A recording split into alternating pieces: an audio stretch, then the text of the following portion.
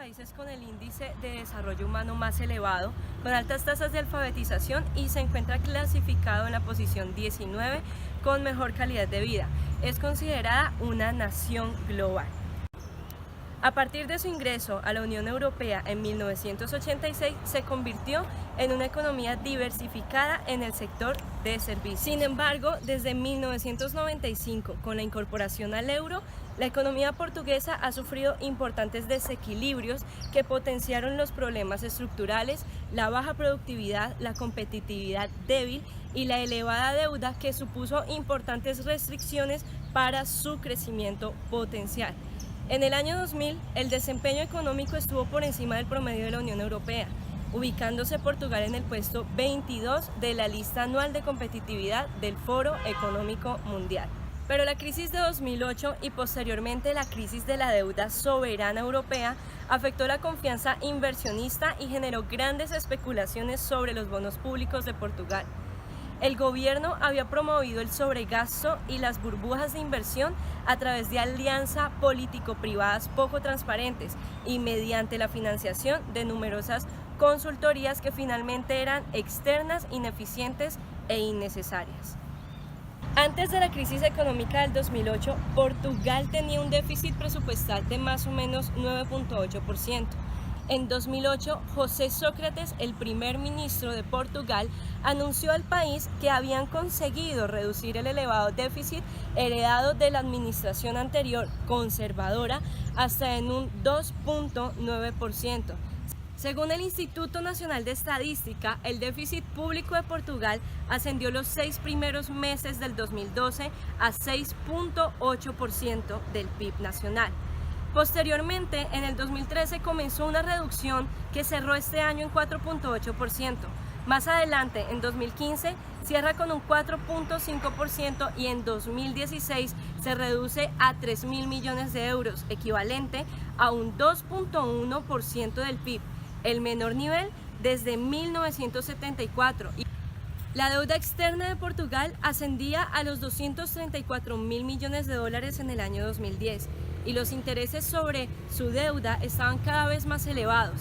Alcanzaron el 10% para el plazo de 5 años y el 8.5% para el plazo de pago de 10 años. Después de la crisis del 2008 y el coletazo que sufrió la Unión Europea en el 2010, Portugal necesitaría de un plan de rescate.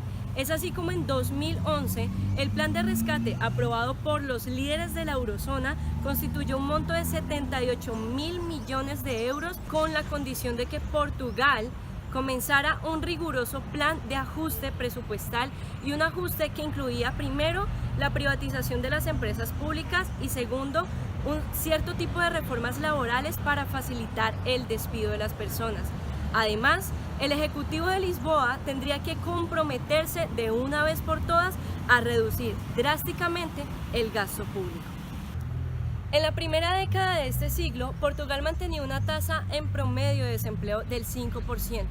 En el 2008, con la crisis económica mundial, se ubicó en el 9% y fue en 2011, con el impacto de la crisis de la deuda europea, donde comienza a dispararse.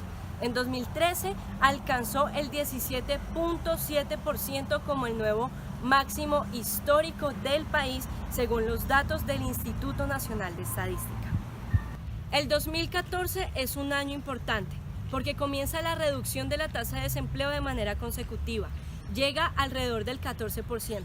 Y el Banco Central de Portugal estima que para el año 2019 el desempleo haya bajado hasta lograr una tasa del 7%, al tiempo que las exportaciones se consideran incrementen en un 6%. El 2006 representó un año importante para Portugal.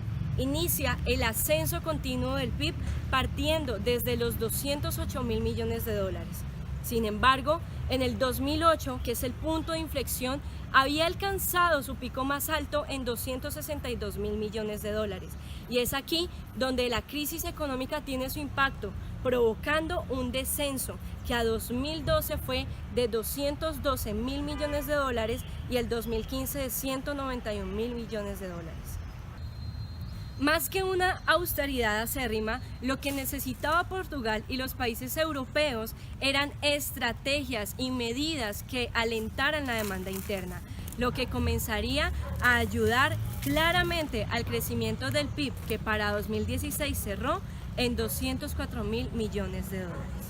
A pesar de que se siguen presentando problemas claramente estructurales en su productividad y la necesidad urgente de promover las exportaciones en Portugal, este país se encuentra con un crecimiento económico de 1.4% que ha sido constante en los últimos 3 años.